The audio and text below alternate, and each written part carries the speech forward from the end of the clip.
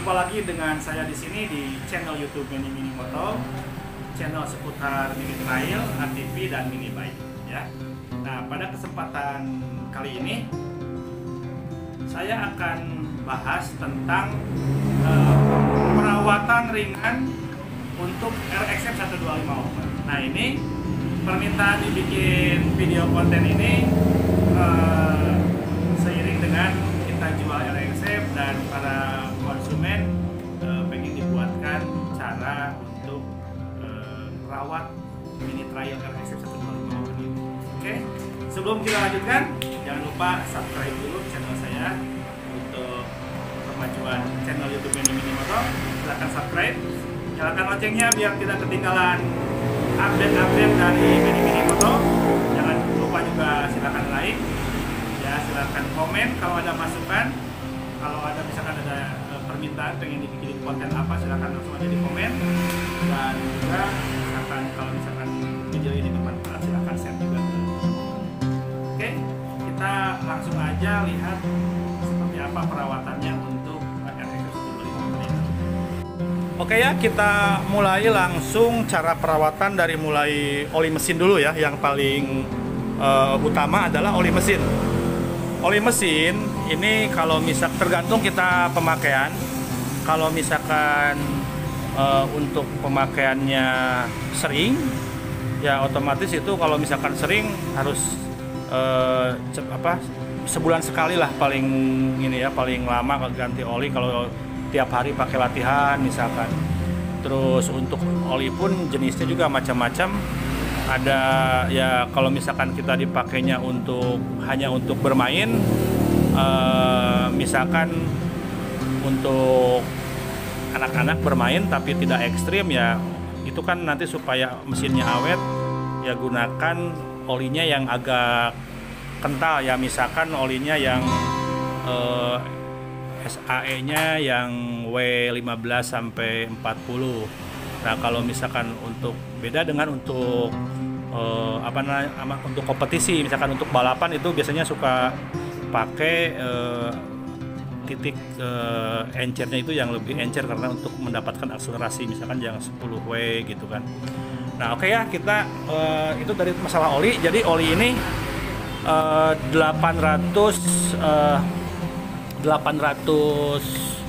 mili ya di sininya. Jadi diisi oli 800 mili. Nah, perawatan ringan lainnya misalkan kalau misalkan sudah sebulan kalau mau servis ya buka businya di sini. Businya kalau udah kotor itu dibersihkan, bisa pakai amplas. Kalau misalkan udah jelek ya bisa diganti karena busi ini sangat berpengaruh ke akselerasi motor juga, ke pengapian ya.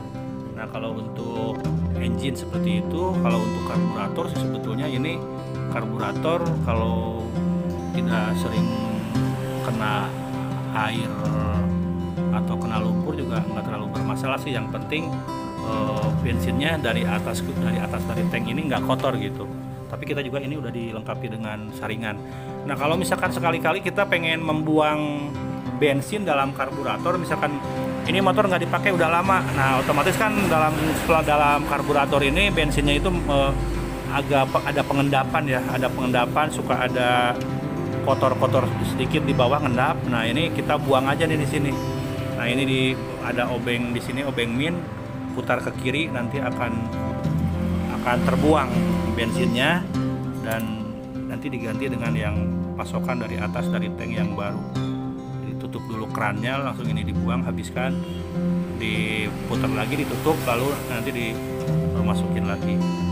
Itu untuk engine. Jadi tadi pertama oli terus ini busi dicek ya. Businya kalau misalkan sering berebat, nah itu biasanya kadang-kadang dari busi udah jelek atau susah hidup gitu.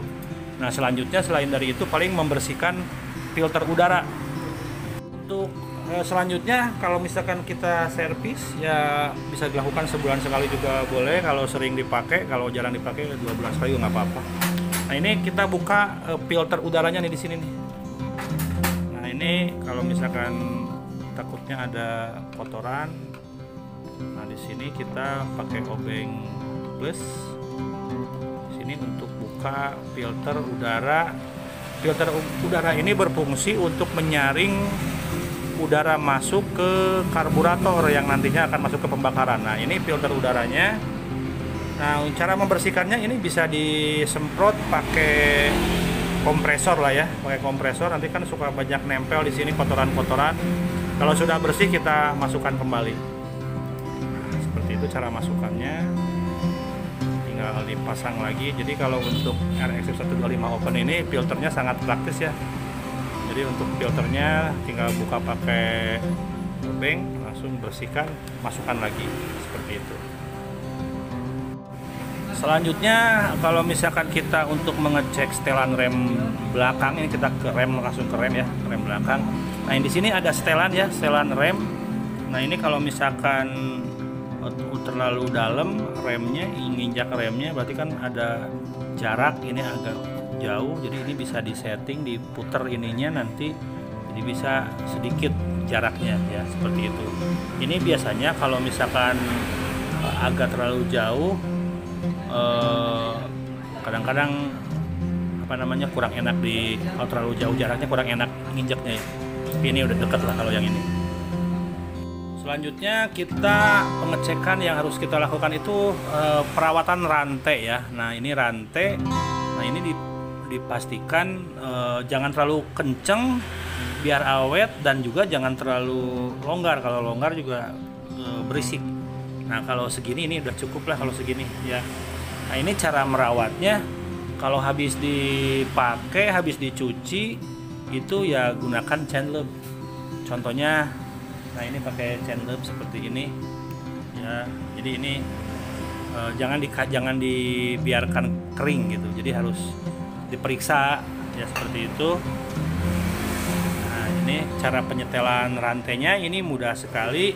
Kalau misalkan terlalu kendor atau terlalu kenceng, ini tinggal di sini ya. Nah, di sebelah kanan di sini ada baut, menggunakan baut bak pakai kunci sok 19. Ini dikendorin, langsung disetel di sini untuk setelan rantai kekencangannya. Tadi yang sebelah kanan, ini yang sebelah kiri. Jadi tinggal diatur di sini. Kalau misalkan terlalu kendor, ini kencengin ini ke depan ya. Seperti itu. Jadi untuk pengecekan yang ringan-ringan aja ya, rantai seperti ini. Selanjutnya untuk perawatan, misalkan kita sering dipakai, terus kabel koplingnya ini kadang suka keras ya. Kita coba sekarang dihaluskan. Caranya seperti ini. Kan kadang-kadang suka kalau pakai koplingnya ini kan pakai kabel nih. Kadang-kadang kabelnya ini kering dalamnya ya. Jadi untuk supaya nyaman dipakainya, ringan, nah kita copot dulu bautnya, lalu kita lepas. Nah, langsung disemprot nih pakai kayak buat chain lube juga, tadi nggak apa-apa. Nah, seperti itu. Nah, terus sampai gitu-gitu nah ini supaya turun ke bawah, supaya nanti enak pakainya kalau udah pakai pelumas licin gitu. Terus sampai nanti turun ke bawah pelumasnya, ini akan beda. Kalau misalkan sering dipakai kan kadang-kadang kalau lagi dicuci atau kemasukan air nanti akan timbul kotoran yang menghambat ya. Nah, kalau udah kita pasang kembali. Cara pasangnya seperti ini, masukkan dulu. Nah, masukkan dulu. Udah. Nah, tinggal pasang bautnya kembali. Ini cara untuk merawat kabel kopling, karena kalau misalkan terlalu keras juga nanti bisa berakibat nanti cepat putus kabel koplingnya. Nah, tapi kalau pakai pelumas seperti ini akan menambah umur kabel kopling juga. Coba dites, pasti akan lebih enak gitu ya. Oh, ini jadi ringan. jadi ringan ini, tadinya agak keras. Nah kalau misalkan untuk kabel gas juga, ini kabel gas kalau misalkan terlalu keras ini bisa juga dicopot seperti itu, dilumasin pakai seperti tadi buat chain loop, itu nggak apa-apa ya.